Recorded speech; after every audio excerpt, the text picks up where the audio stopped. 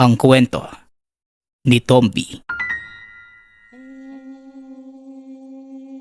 Ang kwentong ito ay hango sa totoong buhay. Mula ito sa isa nating tagapakinig. Naitago na lang natin sa pangalang Goyo. Taong 1977. Southern Visayas. Goyo, halika nga dito. Tulungan mo muna ako. Nagkamali yata ako ng buhat. Hindi ko maigalaw ang balakang ko. Aray! Wika ng tindera ng isda nang makita si Goyo. Nagpatulong ang ale sa binata dahil tila naipitan ito ng ugat sa pagbubuhat ng mga paninda. Aling Berta, bakit po kayo ang naglalako niyan? Asan po ba si Mang Baldo? Ang laki ng katawan ng asawa niyo, hinahayaan niyo maging batugan. Wika ni Goyo habang naglalakad papalapit sa ale. Matagal ng tindera si Aling Berta. Hindi lingid sa kaalaman ng mga kabaryo kung gaano kabatugan ang asawa nito. Madalas makita sa sabungan at sugalan, habang si Aling Berta naman halos magkandakuba na sa pagkayod. Bagamat kinaiinisan ng mga kabaryo, wala naman silang magawa dahil mismong si Aling Berta ang kumukonsinti sa asawa. Hayaan mo na lang, iho. Magbabago din yan. O siya, sige na't ayos na ako dito. Magpapahinga lang ako. Pagkatapos magsisimula na ulit akong maglako. Wika ni Aling Berta. Goyo, mabuti naman nakita kita. Iho, makikisuyo lang sana ako. May mga kailangan akong halamang ugat madami pa akong ginagawa kaya hindi ko pa maasikaso. Baka pwede mo kong ikuha nitong mga nakalista. Wika ni Mang Boy, ang binansagang duwag na manggagamot sa baryo. Asos, ang sabihin mo, boy, takot ka lang pumunta ng mag-isa sa gubat. Kailan ka ba nagpunta sa kakahuyan? Aber. Sita ni Aling Berta. Natawa naman si Goyo at kinuha ang listahan sa manggagamot. Wala nang ibang nauutusan ang matanda kundi ang binata.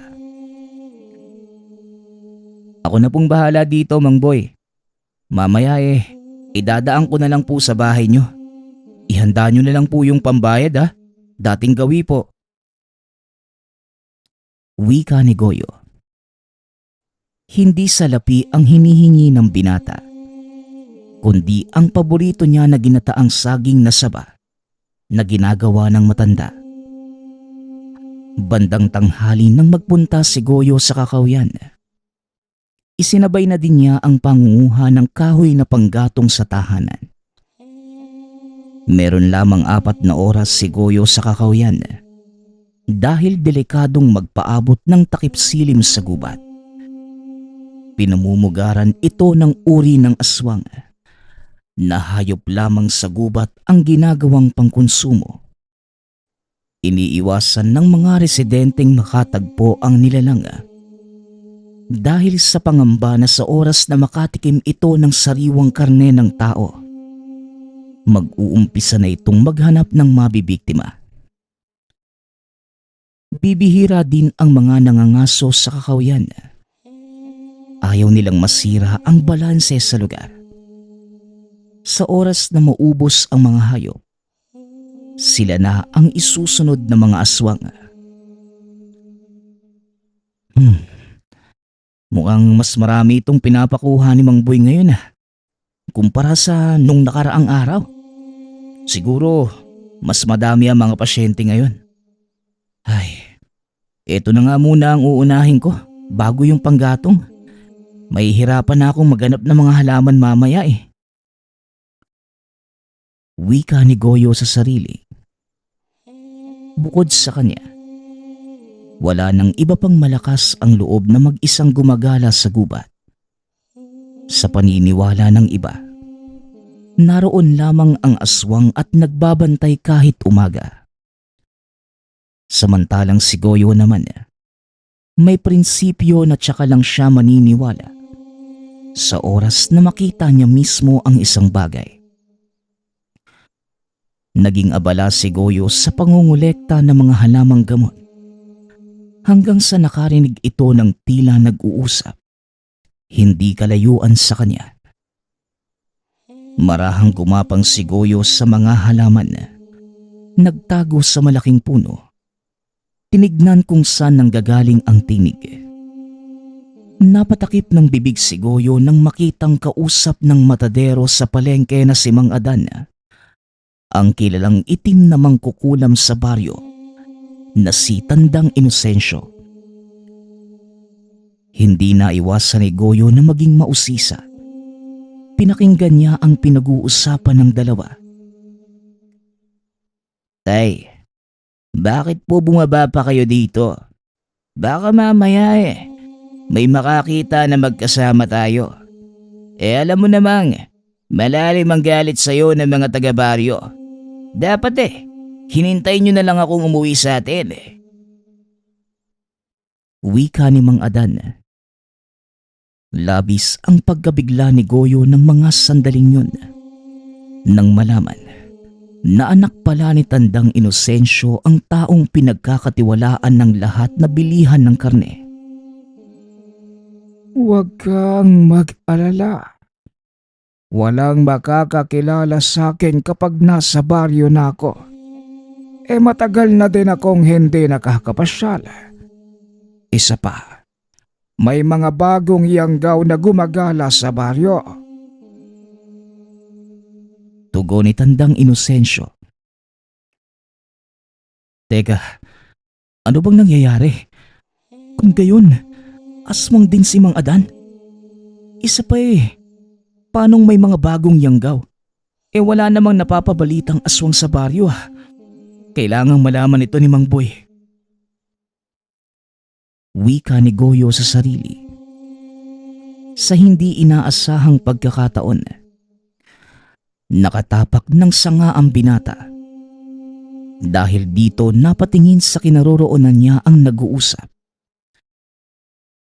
"Sinong nandyan? Magpakita ka sa akin!" Sigaw ng matadero. Mabilis namang lumayo si Goyo sa lugar. Nang medyo makalayo, kumaripas na ito ng takbo. Walang lingon-lingon hanggang sa makarating sa labasan ng kakahuyan. Naiwan ni Goyo ang mga panggatong at ang daladala lamang ay yung mga halamang pinakuha ng manggagamot. Naisip ng binata na sa oras na makilala siya ng mga ito, siguradong hindi magiging maganda ang kahihinatnan niya. Hindi ako makapaniwala. Kasabot ng mangkukulam si Mang Adan. Kung may bagong yanggaw, siguradong sila din ang may kagagawan nun. Wika ni Goyo sa sarili. Kagad niyang naisip na maaaring pinapadaan sa kanya ang pangyayanggaw ni Mang Adan. Nang makarating sa baryo, kagad niyang pinuntahan si Mang Boy. "Oh, ano nangyari sa'yo, bata ka? Namumutla yung mukha mo. Tsaka bakit parang hingal na hingal ka?" Tanong ni Mang Boy. Mang Boy, kanina po sa gubat, nakita ko si Mang Adan, yung matadero sa palengke. Tinawag niyang tatay si Tandang Inosensyo, yung mangkukulam na aswang. Narinig ko po mismo sa kanya, may mga bagong yanggaw dito sa baryo. Ano pong gagawin natin? Dapat na po ba natin ipagsabi sa mga kabaryo natin? Tugon ni Goyo. Sigurado ka ba sa mga sinasabi mo, Goyo? Masama ang magbintang. At isa pa alam mo naman kung gaano kabait si Adan. Muling tanong na matanda. Nais niyang siguraduhin sa binata ang sinasabi nito. Iginiit ni Goyo na totoo ang sinasabi. Sigurado at walang dudang si Mang Adan nga ang nakita niyang kausap ng mangkukulam. Kung totoo nga po yung sinasabi ng mangkukulam, namimiligro po ang lugar natin sa mga bagong aswang. Mang Boy, ano pong gagawin natin? Tanong ni Goyo. Nanatiling tahimik si Mang Boy at nag-iisip. Samantalang si Goyo naman labis ang pag-aalala. Umuwi na muna ito ng tahanan. Nadatnan niyang nagluluto ang ina ng ginataang saba na paborito ni Goyo. Sa bakuran pa lamang naaamoy niya na ito. O Goyo, nariyan ka na pala anak. Alam mo bang nagluto ko ng paborito mong merienda? Mabuti pa, maghugas ka muna ng kamay mo. Sabayan mo kami ng tatay mo sa pagkain. Celso, halika na sabay na tayo ng anak mong magmerienda. Wika ni Nanay Teresa. Nag-iisang anak ng mag-asawang Celso at Teresa si Goyo. Kaya hanggat kaya, nais nilang palaging naibibigay ang hiling ng anak. Kagad namang sumunod si Goyo. Naisip niyang sabihin ang mga nalaman habang nagmemerienda. O Goyo, nakausap ko si Aling Berta kanina nung bumili ako ng isda. Baka pwedeng bawasan mo ang pagpunta sa kakawian para sa matandang si Mang Boy.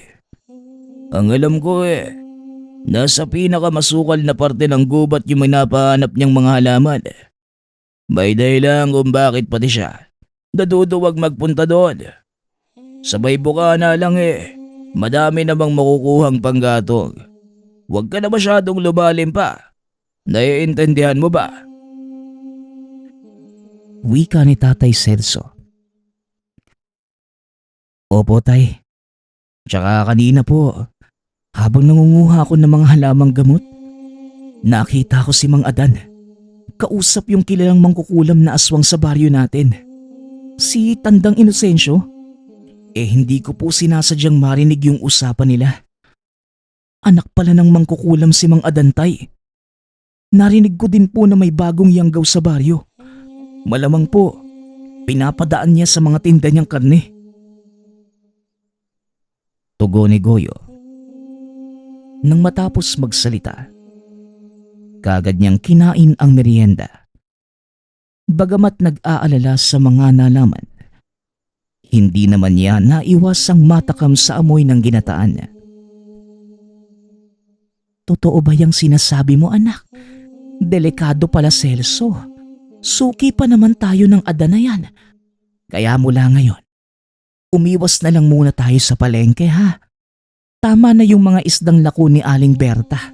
O kaya yung mga gulay dyan na tanim natin. Mahirap na. Baka mahawa pa tayo ng pagkaaswang. Nasabi mo na ba dito kay Mang Boy? Tanong ng ina. Opo, Nay. Kaso, hindi pa po sumasagot Kaya umuwi na lang muna ako. Paanong sasagot yun? Siguradong naduduwag na naman siya. Parang noong nakaraang 10 taon. May nanalasa na 2 manananggal. Nauna pang magtago sa bahay nila yung si Mang Boy. Iniwang kaming mga residente para tugisin yung aswang. Hindi natin maaasahan yung si Mang Boy pagdating sa mga ganyang bagay. Sa panggagamot, oo. Pero kapag tungkol sa mga aswang, wala na yung pag-asa. Ewan ko ba? Sabi pa nga ni tatay napakatapang na tao niya noong kapanahunan nila. Mag-isa nga daw niyang sinugod yung kuta ng mga abwa para bawiin yung kinuhang bata sa baryo. Pero wala namang makapagsabi kung bakit bigla na lang siyang naging duwag. Banat ng ama. Dahil sa mga narinig ni Goyo, napaisip ito kung ano nga bang dahilan kung bakit ito nangyari kay Mang Boy. Bakit bigla na lang itong nabansag ang duwag na albularyo? Matapos makakain, naglakad-lakad muna si Goyo sa labas ng tahanan. Bumigat ang tiyan nito dahil sa dami ng nakain. O Goyo, mabutit nakita kita. Ikaw na lang ang mag-abot nitong kulang ko sa tatay mo. Hindi na ako sasaglit pa sa inyo. Madami pa akong kailangang gawin sa bahay. Mabuti na lang nakasalubong kita. Nakita ko nga pala si Mang Boy kanina.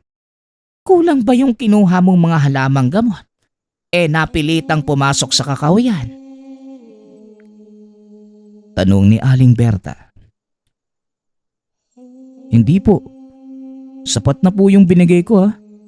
Sa totoo lang, sobra pa nga po yun eh. Bakit kaya? Kahit kailan, hindi ko pa siya nakitang pumunta sa gubat eh. Wika ni Goyo sa sarili. Hindi niya masagot ng direkta ang Ale dahil sa pag-isip. Hoy Goyo, kinakausap kita. Ay nako, nasa na naman napunta yung isip mo? Natutulala ka na lang bigla sa gitna ng daan. O siya, madami pa akong kailangang gawin.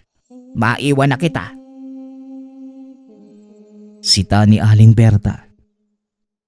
Matapos magpaalam ng Ale, nagpatuloy na sa paglalakad si Goyo habang iniisip kung anong posibleng dahilan ng pagpunta ng matanda sa gubat. Nagpa siya itong puntahan si Mang Boy para malaman mismo kung kamusta na ang matanda at kung nakabalik na mula sa gubat. Alam ni Goyo kung gaano kadelikado ang kagubatan, lalo na sa nangyari kanina. Nang marating ni Goyo ang tahanan ni Mang Boy, nakasara ang tarangkahan ng bakuran. Wala pa si Mang Boy? Huwag mo sabihing nasa kakawian pa din siya sa mga oras na to. Halos magagabi na. Tanong ni Goyo sa sarili. Nag-aalala ito sa kalagayan ng matanda. Iniisip niya kung ano ang posibleng ginagawa ng duwag na albularyo sa loob ng gubat. Mag-isa lamang ito at malapit nang magdilim ang paligid. Matyagang naghintay si Goyo sa labas ng tahanan ng matanda. Naiisip niyang hintayin ito sandali. Kung wala pa rin ito pagsapit ng ilang oras, ipapaalam na niya yon sa ama. Baka nangangailangan na ng tulong si Mang Boy at nasa panganib ang buhay. Nang mainip sa paghihintay, minabuti na ng binatang umuwi ng tahanan. Tay, nanggaling po ako sa bahay ni Mang Boy. Wala pa din pong tao sa bahay niya eh. Kaninang hapon po, nakita po siya ni Aling Berta na pumasok sa kakahuyan. Baka po kung napano na. Wika ni Goyo. Baka naman, namamasyal lang sa baryo. Imposibleng magpagabi yun sa gubat anak. Hindi nga yun tumatapak sa bukana ng kakahuyan kahit umaga eh. Pero sige, para sa ikakatahimik mo, halika. Magpapasama tayo sa mga kabaryo natin. Ipagtanong na din natin kung may nakakita ba kay Mang Boy. Tugon ni Tatay Celso. Nagbihis lang ito at kinausap ang iilan sa mga residenteng lalaki. Nagpapasama itong puntahan ang bahay ni Mang Boy. Sa oras na wala pa din ito doon, susubukan nilang tignan sa may labasan lamang ng kakahuyan at baka napano na ang matanda. Kagad naman silang pumunta sa tahanan ng manggagamot. Ngunit tama si Goyo. Wala pa rin si Mang Boy sa tahanan. Nagtataka ang mga ito dahil hindi naman lumalabas ang matanda ng ganong oras. Nagpasya silang pumunta sa kakahuyan. Ngunit habang papakyat sila, nasa lubong na nila si Mang Boy. naglalakad palabas ng gubat. Nang mailawan ito ng sulo, nagulat ang lahat nang makita ang matanda na puno ng mga galos sa katawan niya. Hindi naman nila malaman kung saan nanggaling ang mga natamong pinsala ng manggagamot. O Mang Boy, ano bang nangyari sa inyo? Sinong may gawa niyan? Tanong ni Tatay Celso sa matanda. Wala to. Huwag kayong mag-alala. Nasabit lang ako sa mga matitinik na baging sa kakahuyan. Kaya inabot na ako ng gabi. Ang mabuti pa, halina kayo. Nakakatakot dito sa gubat. Tugon ng matanda. Na tila hindi alintana ang mga natamong sugat sa katawan. Ngunit hindi naniniwala si Goyo sa dahilan ng matanda. Kabisado niya ang gubat sa pagpapabalik-balik sa lugar. Alam niya kung ano ang sugat na matatamo sa mga baging.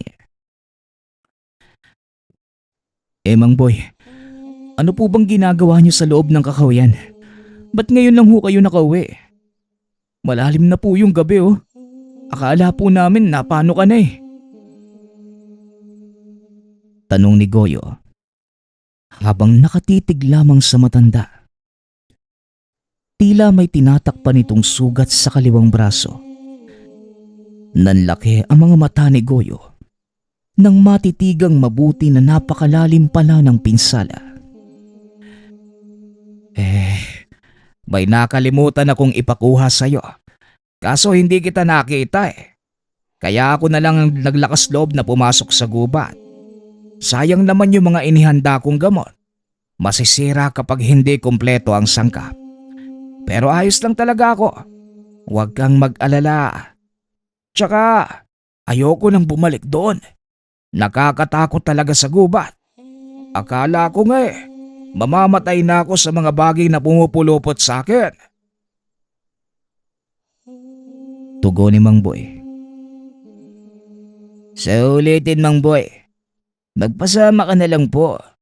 Matanda na kayo eh.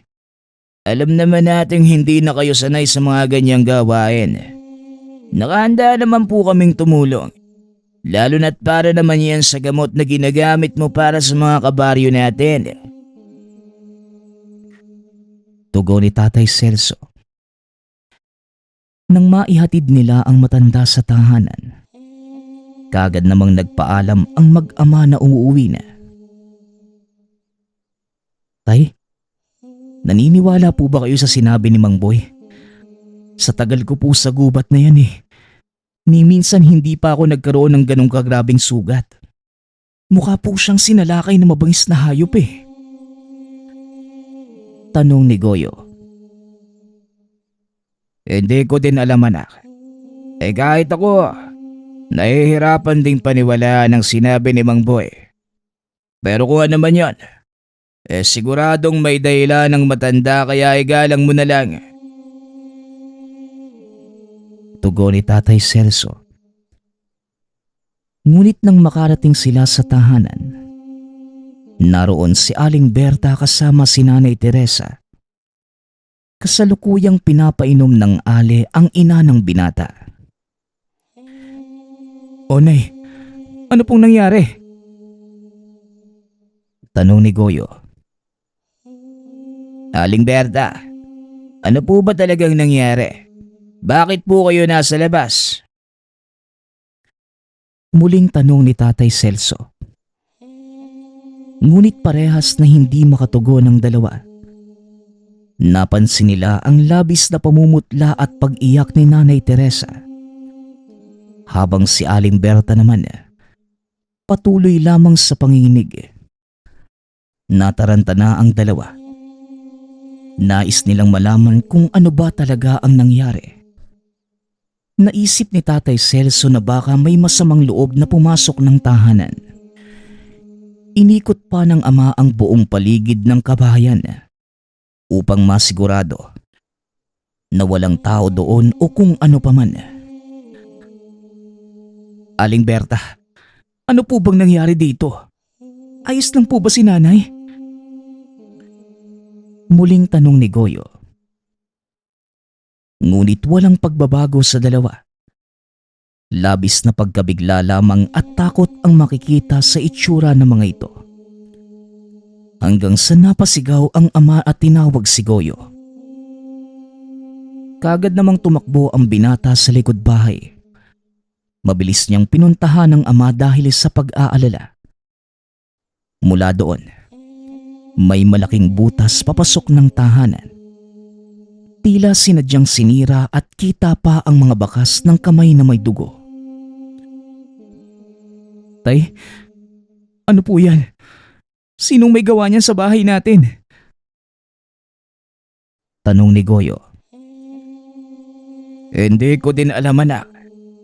Pero sigurado ako, may kinalaman yan sa nangyari sa nanay mo at kay Aling Berta. Bilisan mo. Pakikuha ng mga kagamitan ko. Kailangan na natin yang matapalan bago bumalik yung gumawa nito.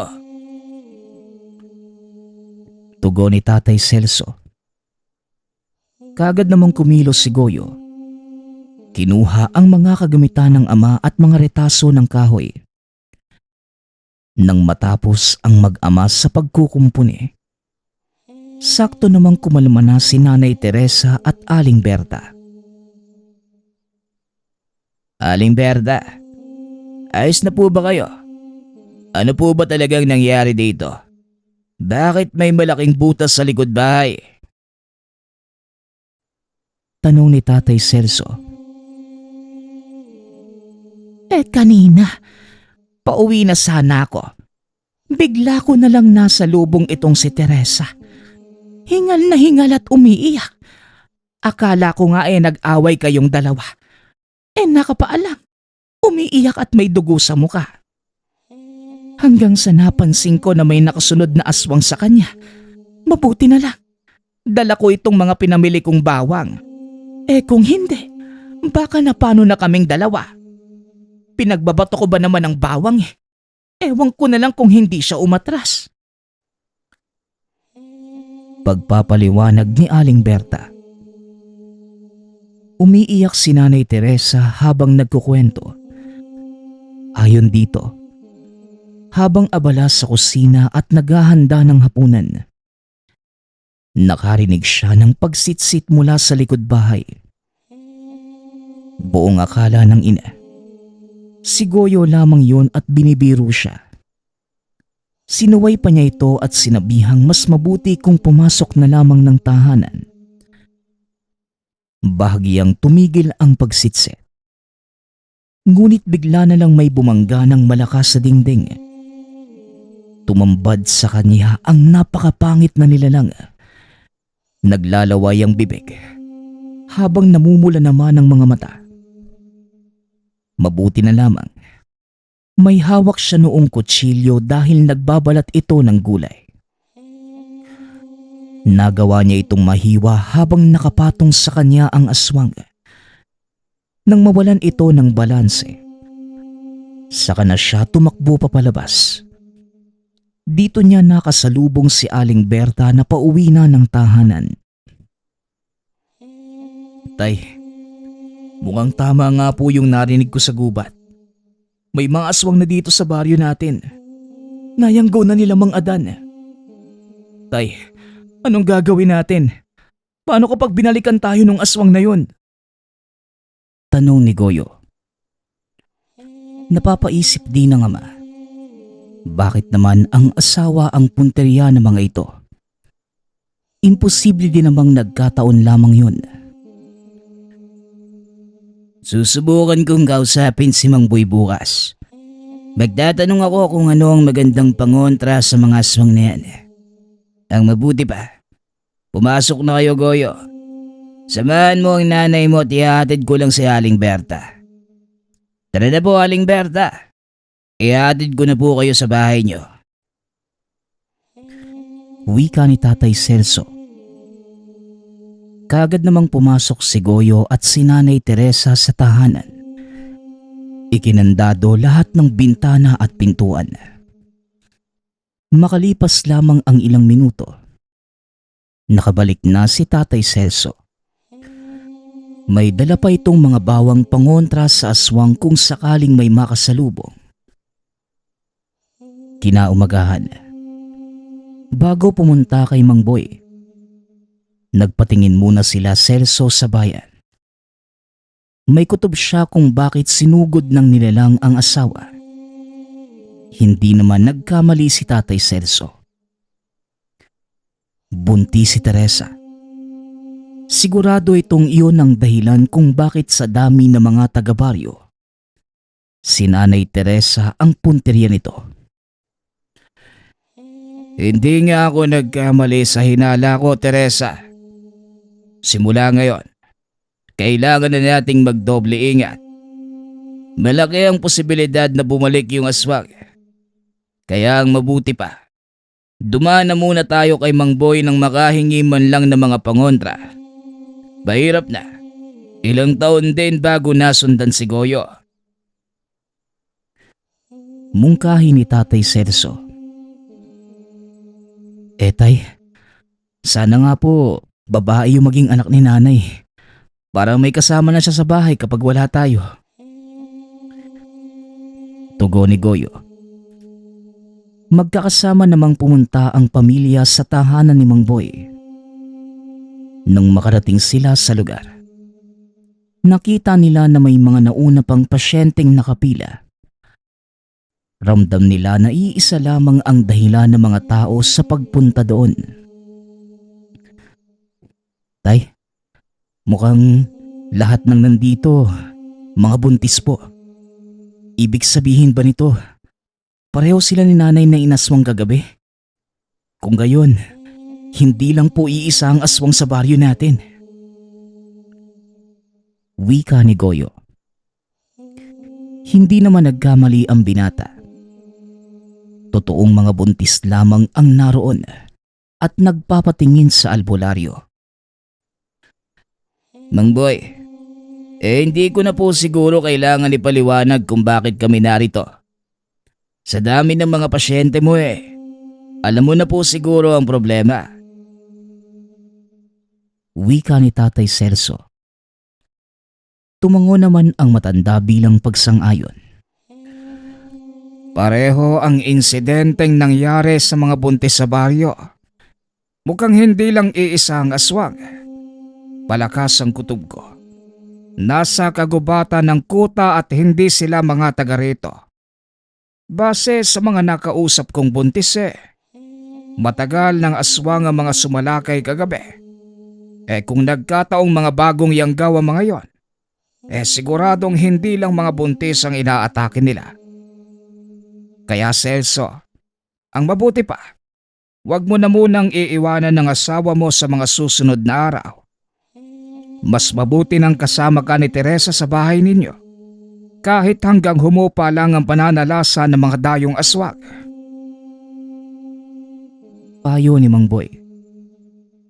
Bukod dito, nagbigay din ng matanda ng mga pangontra sa aswang, pati na rin ng sandatang magagamit ni Tatay Celso kung sakaling balikan sila ng aswang.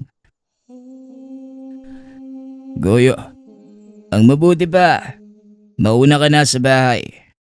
Pero bumili ka ng asin at bawang. Manguha ka na rin ng mga bagakay. Mamaya, patutulisin natin ang mga yon pagdating ko.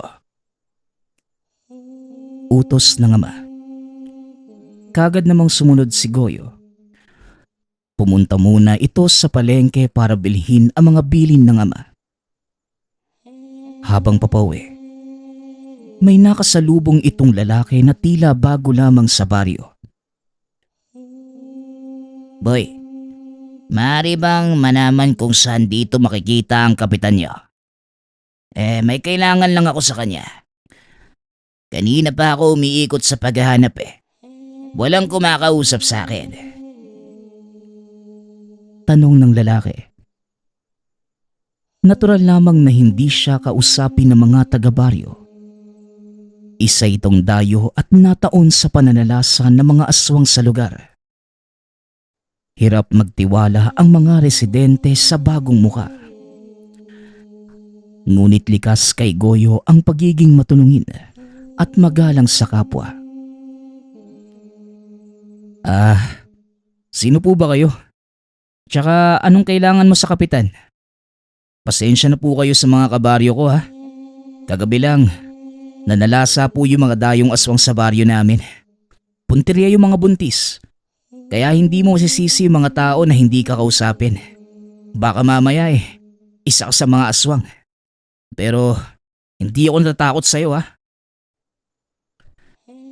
Tugon ni Goyo. Natawa naman ito sa mga narinig mula kay Goyo. Ano ka ba? Boy, hindi mo kailangang matakot. Sinisigurado ko sa iyong hindi ako aswang. Kakampi ako. Tsaka mabuti naman. Ikaw na mismo ang nagkumpirma ng presensya ng mga aswang dito sa lugar niyo.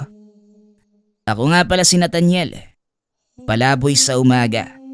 Manunugis naman ang aswang sa gabi. Nandito ako para tugisin ang grupo ng mga aswang na nananalasa sa isang baryo. Bago dito sa lugar niyo. Malaki ang pinsalang iniwan nila doon. Kaya binayaran ako ng mga taga-baryo para masupil ng mga aswang nang hindi na makapangbiktima pa ng mga tao. Ngayon tungkol sa tanong ko, maaari mo ba akong samahan sa bahay ng kapitan niyo? Mabilis ang oras. Gusto ko sana siyang makausap bago pa man lumubog ang araw. Tugon ni Mang Nathaniel. Saglit na natigilan si Goyo at nakatitig lamang sa lalaki. Hirap itong paniwalaan na ang patpating nasa harapan niya ay isang manunugis ng aswang. Tila isang suntok lamang dito ay kagad na itong babagsak. Mang Nathaniel, mawalang galang na po ha. Pero parang mas mukha po kayong gutom na aswang kaysa sa manunugis eh. Sigurado po ba kayong kaya niyong patayin yung mga aswang na nanggagambala sa amin? Di bale na nga. Halipo kayo. Sasamahan kita sa bahay ni Kapitan. Bilisan lang po natin ha. Iuwi ko pa sa amin itong mga bawang at asin pangontra sa aswang eh. Ito po. Sige nga. Hawakan mo tong asin kung hindi ka talaga aswang. Hamon ni Goyo. Wala namang pagdadalawang isip si Nathaniel na kumuha ng kapiranggot na asin at dinilaan. Dahil sa nakita, nakumbinsi ang binata na hindi nga aswang si Nathaniel. Nang makarating naman sila sa tahanan ng kapitan, saglit na nakinig si Goyo sa usapan. Nalaman itong nagpapaalam lamang si Nathaniel sa gagawing pagtugis sa mga aswang sa baryo bilang pagbibigay respeto sa namumuno sa lugar. Hindi na inantay pa ni Goyo ang buong detalye. Kailangan pa niyang manguha ng mga bagakay. Mag-aalas 3 nang makauwi si Goyo. Naroon na rin sa tahanan ang ama. Saan nga ba nang galing? Nauna pa ako sa'yo. Nakapanguha na ako ng mga bagakay oh. Ikaw talaga. Sinamahan mo na naman yata ng gala ang utos ko sa'yo. Wika ni Tatay Celso. Ay, hindi po tay. May nakasalubong po akong lalaki. Nagpapasama po kila Kapitan. Tay, hindi po kayo maniniwala sa nalaman ko. Itong si Mang Nathaniel, yung dayong sinamahan ko kay Kapitan, manunugis po ng aswang. Narito po siya para tugisin yung mga dayong aswang na naghahanap ng mabibiktima. Nagpunta lang po siya kila Kapitan para magpaalam sa gagawin niya eh. Sa wakas tay, may lalaban na sa mga salot na aswang. Hindi rin magtatagal eh. Magiging tahimik na ulit dito. Wika ni Goyo. Kahit meron pa ring alinlangan, mas pinili ng binata na magtiwala sa manunugis na si Mang Nathaniel. Dahil para sa kanya, mas mabuti nang may maaasahang kahit papano kesa wala. Pagsapit ng gabi, nakapaghanda na sila Goyo. Dinoble nila ang harang sa dingding sa likod bahay para hindi ito magawa pang sirain ng aswang. Nagpalitan silang mag-ama sa pagbabantay kay Nanay Teresa. Habang nag-uusap, nakarinig ito ng naglalakad na tao sa kalsada. Kagad naman itong sinilip ni Goyo. Nakilala niya kung sino yun. Naroon na si Mang Nathaniel. Nag-uumpisa ng manugis ng aswang. Lalampas na sana ito sa tahanan. Biglang tumigil ang matanda sa tapat nila. Inilabas ang dalang patalim na tila kumikislap kapag tinatamaan ng sinag ng buwan. Matapos yon, isang malakas na pag-angil ang narinig ni Goyo. Kasabay ng nilalang na lumundag mula sa bubungan papalapit sa manunugis. Mabilis namang kumilos si Mang Nathaniel. Nakipaglaban sa nilalang na noon lamang nakita ni Goyo. Mas matangkad pa ito sa manunugis. Sa tingin pa ng binata, dehado ito sa nilalang. Lamang sa haba ng kamay ang aswang at dagdag pa dyan na mas malapad ang katawan. Ngunit ipinamalas ni Mang Nathaniel ang bagsik ng manunugis. Tila nananaginip lamang si Goyo habang pinagmamasdan ang liksi ni Mang Nathaniel. Tila sumasayaw lamang ito habang sinasabayan ang mga pag-atake ng aswang. Namangha si Goyo. Naisip niyang tama ang pagtitiwala kay Mang Nathaniel. Mukhang kaya nitong sugpuin ang aswang. Nang masugatan ng manunugis ang nilalang, narinig pa ni Goyo na tila hinahamon pa ni Mang Nathaniel ang aswang na mas galingan pa. Hanggang diyan ka na lang ba, aswang? Mukhang mapalad lang kayo. Wala ako sa baryong nauna niyong nabiktima. Kung wala ka nang ilalakas pa dyan, tatapusin ko na to. Marami pa akong papatayin kalahi mo. Wika ni Mang Nathaniel. Tay, walang laban yung aswang kay Mang Nathaniel, oh. Mukhang tatapusin niya na yung aswang na yun, oh. Wika ni Goyo. Hindi naman ito nagkamali. Itinaas na ni Mang Nathaniel ang sandata. Mabilis na hiniwa ang katawan ng aswang. Napakahina. Wala naman pala kayong ibubuga kapag mag-isa lang kayo. Lilibangin ko na lang ang sarili ko sa pagtapos sa inyo. Wika ng manunugis. Habang naglalakad papalayo si Mang Nathaniel sa tahanan ni Goyo, bigla itong napaiwas ng mabilis at napaatras.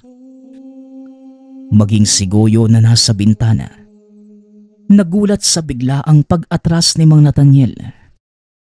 Noong una, hindi niya alam kung anong nangyari. Pero kalaunan, naintindihan din ni Goyo ang sitwasyon. Sa bandang unahan, may 3 aswang na nakaharang sa daanan ni Mang Nathaniel. Habang sa likod naman, meron pang 2 nilalang. Mukhang alam nyo na mahina kayo kapag mag-isa. May sagot kagad kayo sa hamon ko. Pwes, tignan natin kung ilang aswang ang mapuputulan ngayon ng ulo. Wika ng manunugis. Tay, delikado yata si Mang Nathaniel, oh. Napakarami ng aswang na nasa labas. Nalaman na nila kaagad ang pakay ni Mang Nathaniel. Imposibleng malusatan niya pa ang mga aswang na yan. Kailangan niya na ng tulong, tay. Wika ni Goyo. Pero kagad naman itong pinigilan ng ama. Anak, naiisip mo ba kung gaano kadelikado at kalakas ang mga aswang na yan? Kahibangan kung lalabas ka para tulungan niyang dayo. Baka imbes makatulong, maging pabigat lang tayo sa kanya. Tugon ni Tatay Celso. Nag-aalala si Goyo. Wala man lang silang magawa. Sa oras na lumabas sila, walang makakapagsabi kung anong mangyayari sa kanila. O kaya naman biglang pasukin ang buntis sa tahanan sa oras na buksan nila ang pinto. Ano? Wala bang maunang lumapit sa inyo? Paghamon ni Mang Nathaniel, patuloy lamang ito sa paghamon sa mga nilalang. Bigla na lamang umatake ang tatlong nasa harapan. Magkakasabay ang mga ito kaya hindi niya naiwasan ang pag-atake. Tinamaan ang manunugis at nagkasugat sa tagiliran, braso at binte. Kaya naman bahagyang bumagal ang kilos ni Mang Nathaniel.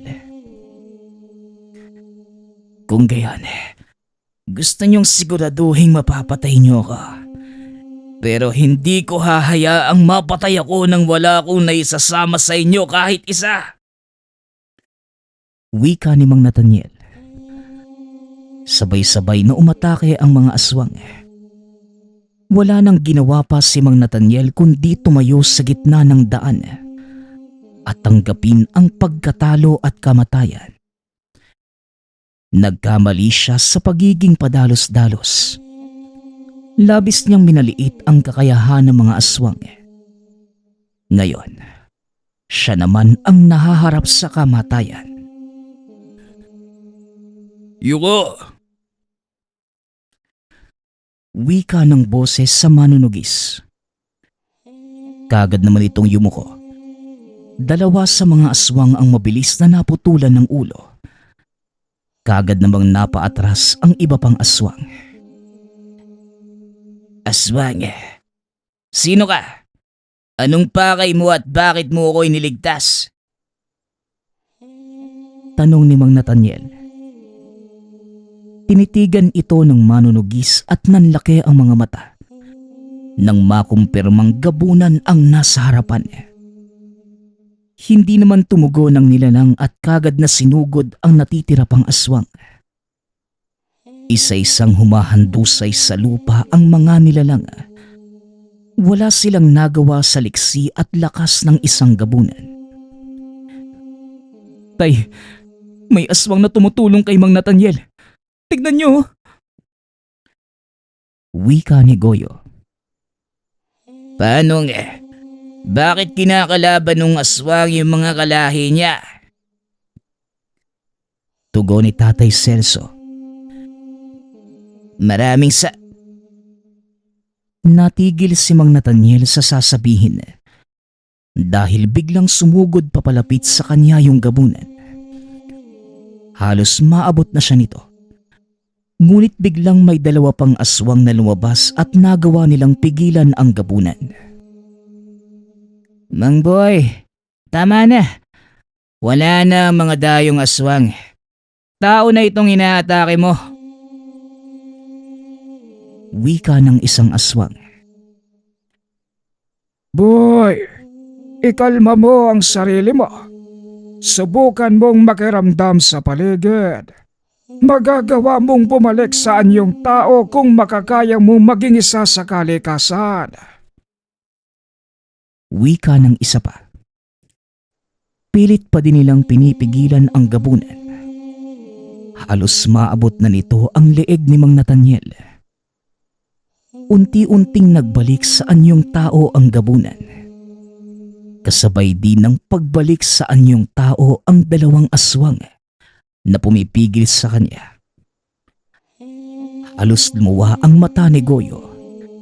Kagad napatakbo sa labas at nilapitan si Mang Nathaniel. Mang Boy, Mang Adan, anong ibig sabihin nito? Tanong ng binata. Sobrang nagulat si Goyo sa nasaksihan.